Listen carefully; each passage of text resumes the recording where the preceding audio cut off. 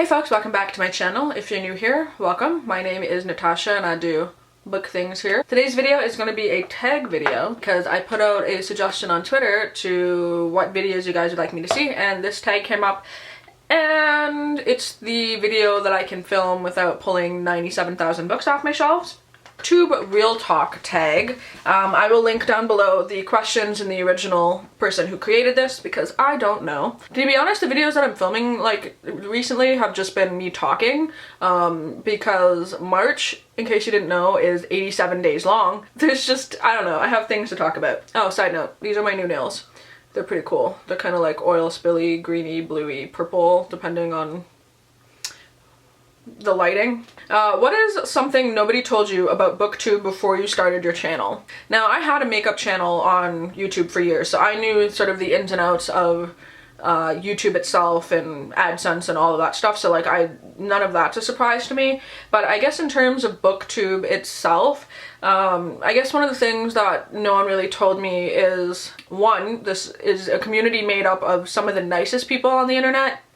Honestly, like I know there's still a lot of drama and shit that comes up in the community, but truly in terms of like the actual people themselves, typically intelligent, well-spoken, smart people who are nice for the most part. Another thing that people didn't tell me is that you will have people wanting to talk to you, like discussion-wise in the comments, because in terms of makeup to books, at least that's my experience, there's only so many times someone can say, oh, that lipstick is nice, whereas with books, it's like a limitless conversation, right? Like, depending on what books people are reading and what they're suggesting, and, you know, like, it just feels like much more of a communication between viewers and content creators, which I love.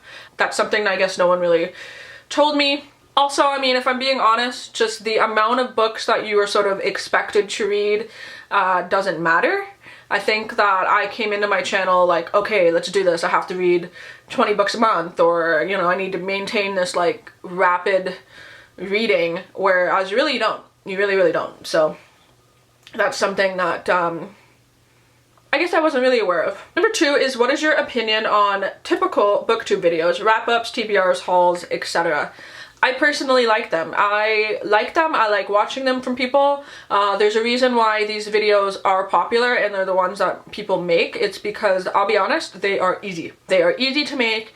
You know, it's easy to go, this is all the books that I read this month, let's talk about them. It's easy to go, these are all the books that I bought this month, let's talk about them. Same thing, the books that I'm going to read, let's talk about them.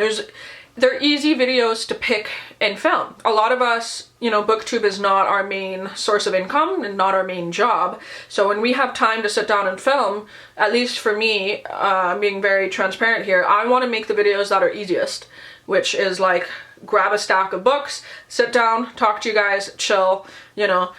There's definitely creators out there that are doing very creative videos and videos that take like a whole month to film and are like very intense and detailed, a lot of different angles and editing and stuff like that. That's great, and I'm not going to say that I'm not going to do those from time to time, but for the most part, this is a hobby for me. I come on and I talk, I film, I edit, and, you know, I go out throughout my day. So for me, those videos are nice sort of like back pocket videos to always fall back on. Also, because of the nature of some of them, like monthly, you know, for all of those, like wrap-ups, hauls, TBRs, if you're doing those monthly, it gives you something to always do. You know, you're not constantly going, oh, what video should I make? Oh, at least I know at the end of the month I'm making these. So I like them. I quite like them. I watch, you know, a lot of them, especially from the creators that I really like, and I don't want to say like my friends, but for the most part, like the people who I like and watch, those are the videos that I watch. And it's also a good way for me to stumble across new people, because if I like your personality from those sort of boring videos or typical videos that you make, then I'm gonna like you for all the videos that you make. So I really like them, and I think they hold value in the community. So number 3 is, what is an assumption you had about Booktube before you joined? Was it proven to be correct or not? I kind of touched on that with the first question. I kind of assumed that everybody was reading more then they probably are. And I assume that everyone was reviewing all the books that they've read, which is definitely not true. I think that, you know, wrap-ups are good for those little quick things, but I definitely thought people were reviewing more individual books, and that's not the case. Those videos realistically do not get views. I still do them. Like, I still review individual Stephen King books once I've read them, but I understand that, like, that's sort of my own passion project. I'm not really doing it for views, and those videos are not what gets views. Whereas I definitely thought that, like, oh, I'll have to review every book that I've read individually in a video. That's not the case. I kind of assumed that Booktube would be a lot like the makeup community, where everybody is just catty and bitchy and cliquey and doesn't really want to interact with their peers, where Booktube is very much not like that. I find that, I guess I assume that the numbers, like number of subscribers, really matters in terms of who you talk to, which was definitely the case in the makeup community. Whereas, you know, I talk to people from all different subscriber counts on Booktube because we all have really one general interest, which is books. So you'd think it would be the same for makeup, it's just not. So number 4 is, what's something that you've done that actually helped grow your audience? I've done a couple things that has sort of worked for me that are individual to me. Obviously, tying over my viewership from my previous channel helped me have like a, you know, a boost of subscribers right out of the gate. And then from there, it was, you know, really making friends with people in the community and genuine friendships. Trust me when I say that I can tell when I get comments that people are just trying to be friends with me for numbers. And I know that sounds weird, or social climbing or whatever that is.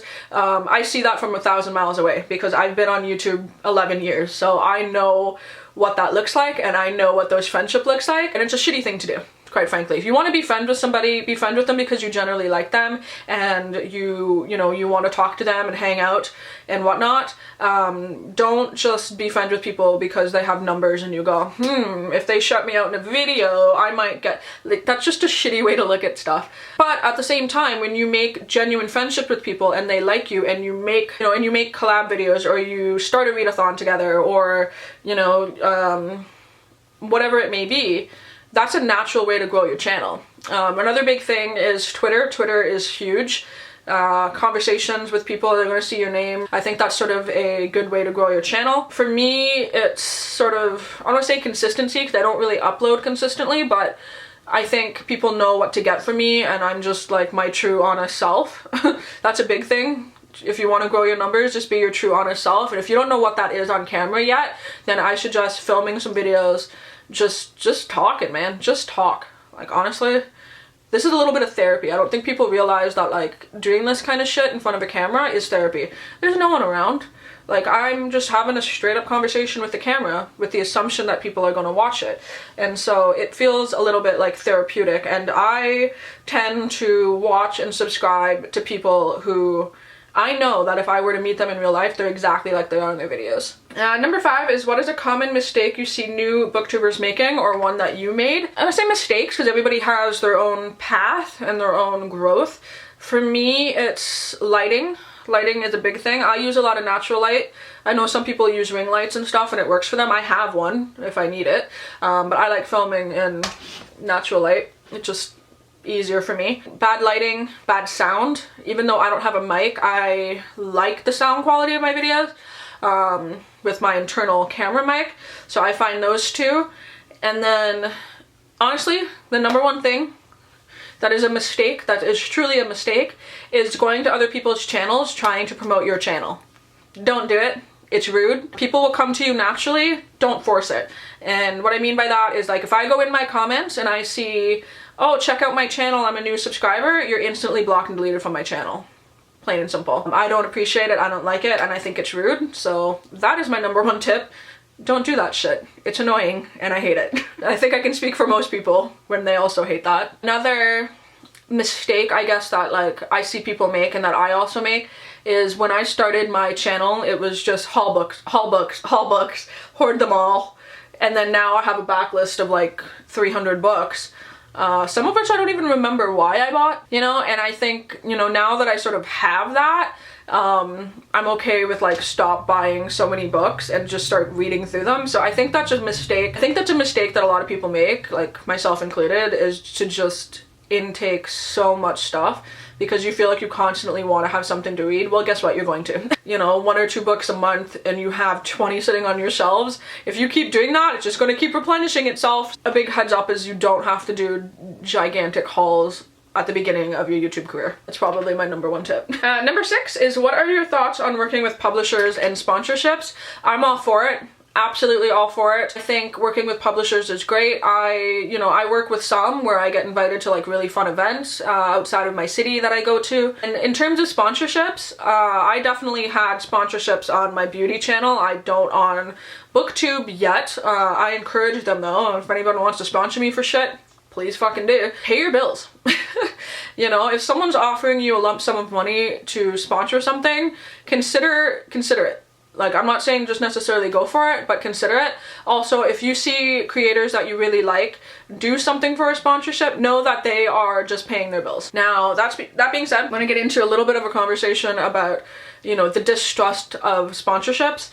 If suddenly out of the blue, I am, you know, accepting a sponsorship for like a high fantasy series that I'm like, this is the best book I've ever read, you guys know that that's not my brand, right? And you guys know that you'd be like, bitch, you did not read that fantasy book, you know? So I think within your own brand, whatever that may be, accept sponsorships like that. It's easy to accept them when people are throwing money at you and throwing free books at you, but keep in mind your own branding. Right? If suddenly a horror box wants to sponsor me, I'd be like, hell yeah, let's do it, tight. But like I said, I'm not gonna accept a classics box or something like that. Another big thing for sponsorships is knowing your worth, knowing that just a free book does not mean a whole video. There's time and effort that goes into filming videos, reading books, all that stuff, so know your value as a creator. And know that if someone is offering you, I will send you this free book, please film a video, it's okay to counter that with, well, this is how much I would like to get paid for this video. That's how you market yourself, and that's how you get that money. That it's okay to do that, and it's okay to turn down sponsorships. It's okay to reach out to companies that have reached out to you and say, hey, thank you for the sponsorship idea, but it's not a right fit for me right now. Please keep me in mind for future things. I've done that before. Yeah, and again, that's sort of me speaking from more of the beauty side, but the same thing sort of applies with sponsorships in the Booktube community as well. Just be mindful of your brand. Don't promise things that you can't deliver, and know your worth. So, and like I said, I will never feel bad if someone is doing a sponsored post, because I know that they're, you know, paying their bills. It's kind of how I feel about that. And then obviously it's up to the people who watch our videos after we've been sponsored to sort of believe us or not. And I mean, that's a whole thing, but like I said, I would never accept something that's outside of my brand anyway. And the last question, as my battery is dying, is, do you think that Booktube is dying? No. And I don't think that Booktube is gonna die anytime soon. I think that every community on YouTube, like I've said, I've seen it all evolve and grow from the beginning of YouTube before, you know, before anyone even got paid to make videos. That's when I was making videos. And so think of all the changes that I've seen in 11 years and the numbers. Like, back when I started, like, the fact that someone even has 1 million subscribers was like impossible. And now so many people have 1 million, or so many people have 100,000 subscribers and stuff like that. I've seen just sort of the natural progression of YouTube as a whole, and so I don't think Booktube is dying. I think Booktube is evolving and changing with every new creator that decides to join the platform. I think that Booktube has things that we as a whole community can improve on, which is important, because it's like every community on YouTube is not a perfect community, so there's definitely things, you know, that need work, but it's not dying. I just think it's changing. A lot of people don't like change though, so to those people, maybe their channels are dying because they're not willing to adapt and change. And then number 8 is tag your friends, which I don't feel like doing. If you want to do this video, I would love to see you do it. The people who do it, I will watch them, but tag everybody who wants to do it, basically. And yeah, that's that.